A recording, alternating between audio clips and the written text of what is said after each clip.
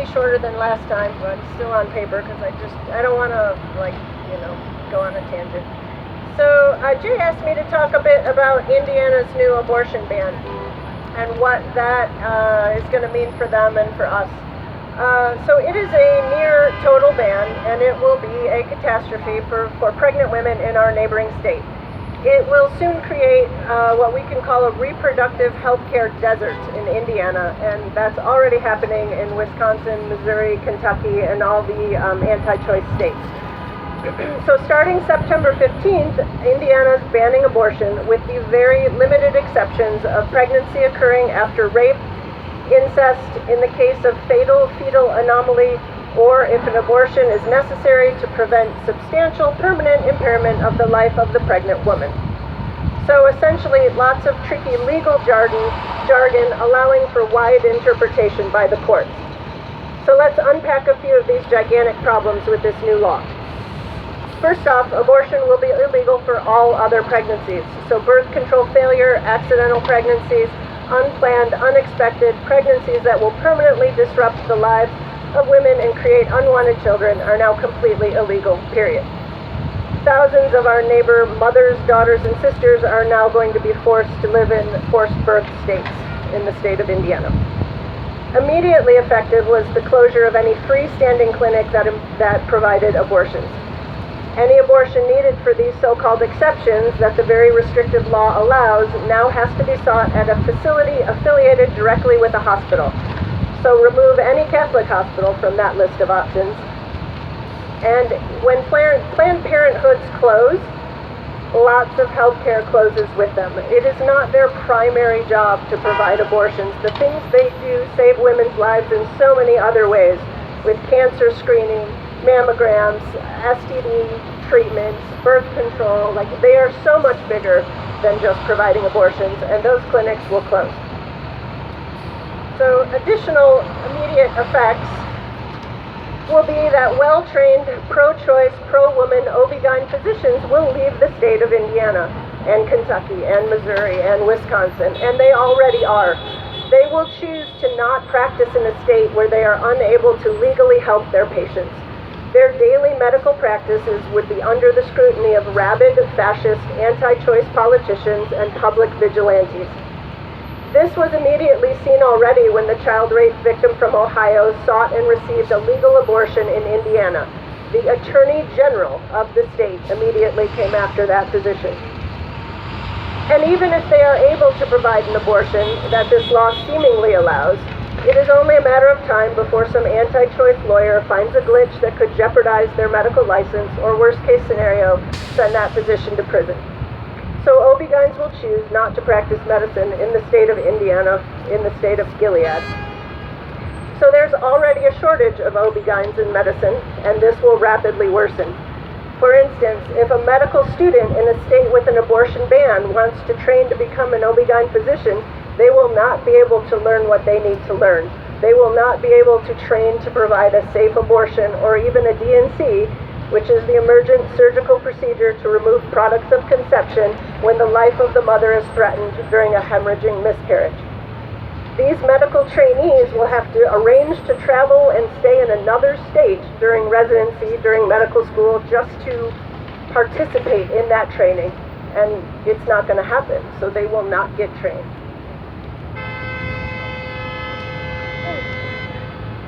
The result will be fewer and fewer doctors choosing to go into obstetrics and gynecology in a field that already needs more of these physicians to care for women's health.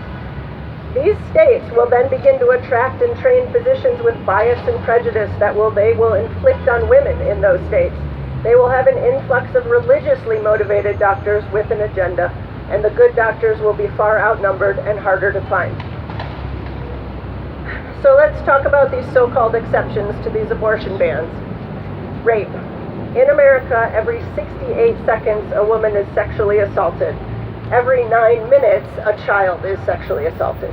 So by the time I'm done reading this, 10 or 12 women will be raped, 2 or 3 children will be sexually assaulted. Less than 25% of rape victims come forward, and of that 25%, less than 1% of sexual assaults lead to justice for the victims. Seeking an abortion for a pregnancy after rape or incestuous rape is allowed in Indiana now, but let's put allowed in big quotation marks. To start, there are a million reasons for a woman to not report a rape. The rapist could be her spouse, her partner, her uncle, her boss, her colleague, her roommate, you name it. And God forbid the woman, get raped after attending a party or having any alcohol, because we know what that looks like in the court of law. So 9% of those rapes are ever attempted to even be prosecuted. And women intuitively know this, and rapists probably know this too. The police and legal system are pretty well known for shaming and abusing some women who report a rape. One of the first steps after a rape is to go through a rape kit exam in the emergency department. This can easily be described as a humiliating and dehumanizing event. The system is not set up to provide a compassionate and kind medical evaluation of a rape. And if a woman does not agree to go through a rape kit exam, the police will often tell her that there's no point in pressing charges. So a rape kit exam requires the doctor to don this whole sterile bunny suit in order to prevent contamination of collecting evidence. The victim is asked if she has showered or urinated or wiped after the rape. The victim is then, that assumes the victim has immediately presented to the ER after an assault, which is rarely the case. So then the victim is asked to stand on a large white piece of paper and take off all their clothes, and all of that's put in a bag and collected for evidence. And then a slow head-to-toe exam is performed and documented and photographed to note any trauma. The skin is examined with a blue light to look for ejaculate. The pubic hair is literally combed in an attempt to collect evidence. An oral, vaginal, and anal exam is performed and swabbed for signs of evidence and trauma. Fingernails are scraped to collect any possible DNA. The victim is asked to recount all the details they can recall of the assault, but the physician is trained to write allegedly in their documentation. The victim is offered treatment for multiple possible sexually transmitted infections, and the woman should be offered Plan B to try to prevent pregnancy. This will likely no longer be an option in abortion-banned states. And for years now, it's not an option in most Catholic hospital ERs. And in fact, right here, where I trained at Northwestern when I was a resident, I took care of a rape victim, and my attending forbid me to offer that woman Plan B because he was Catholic. So, then the doctor or the nurse must stay with the collected samples, swabs, and evidence until police can arrive and take it from them. Start to finish, this process is 4 to 8 hours if you're lucky. If there's any deviation from this protocol, the evidence can be dismissed by an attorney during any proceedings.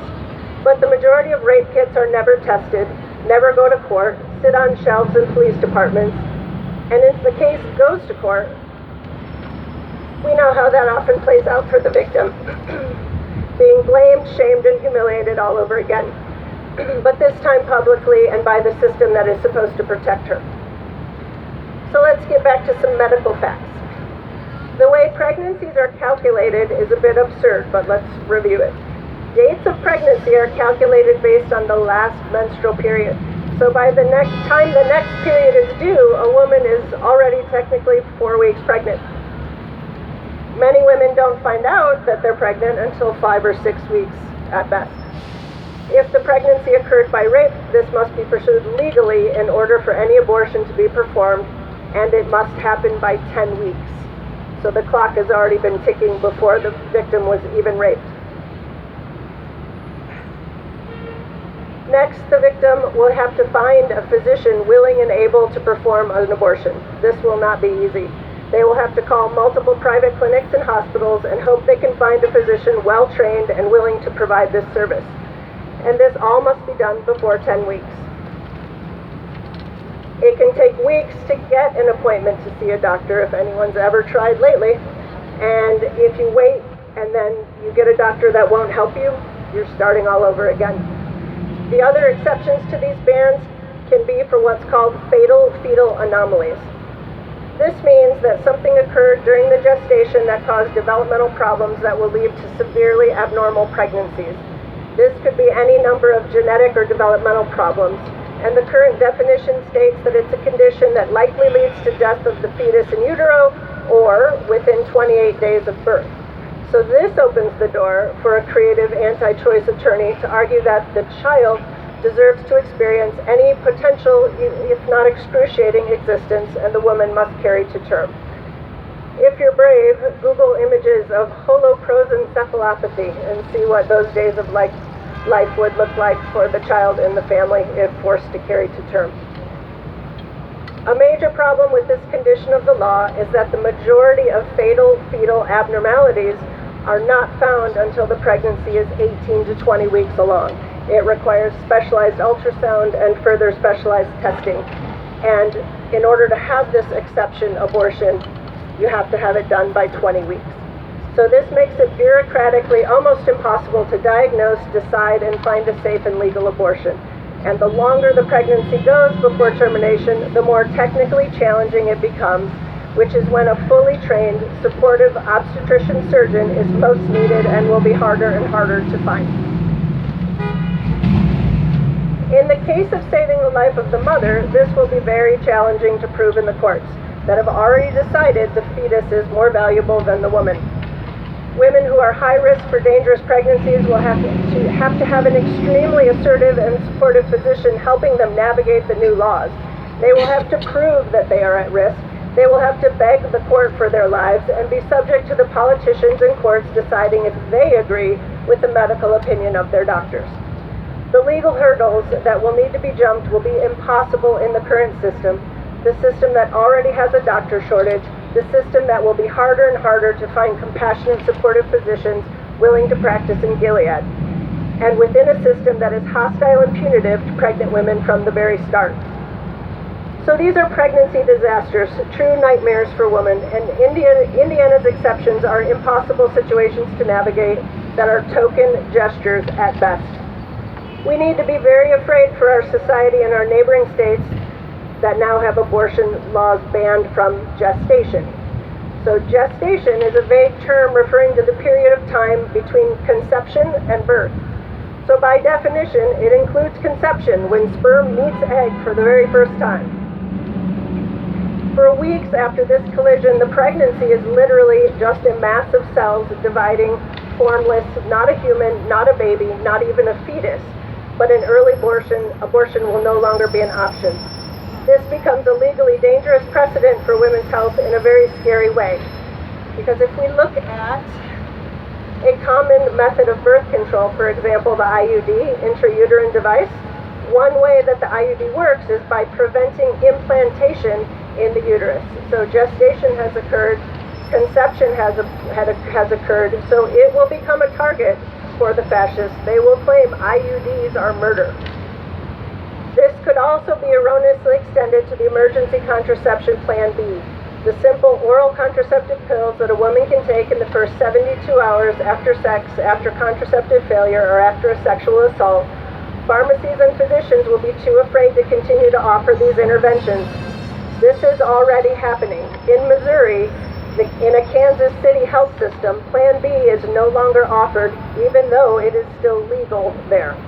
It is only a matter of time before a fascist anti-choice attorney comes after this option too, and more places will be too afraid to offer it or carry it. So there's more info this morning, sorry. Once again, thank you all for coming out and helping drawing attention to the disasters that are happening all around us. Illinois might remain a safe haven for women for now, but imagine if Darren Bailey wins. For now, our neighbors can try to seek care here, but that's not enough. It is only a privileged option to travel for reproductive health care. It requires time and money and is not available to all. So our mothers, sisters, and daughters of color in other states and of lower socioeconomic status will not be able to have that privilege to come to Illinois for help. They need our help to help fight this fight at the federal level and at the local level. Our fragile blue bubble is allowing us the opportunity to fight for women's rights, but that only works if we're out in the streets, drawing attention to the horrific plights of women all around us. Thank you for continuing to fight this important fight. Women's lives are depending on us.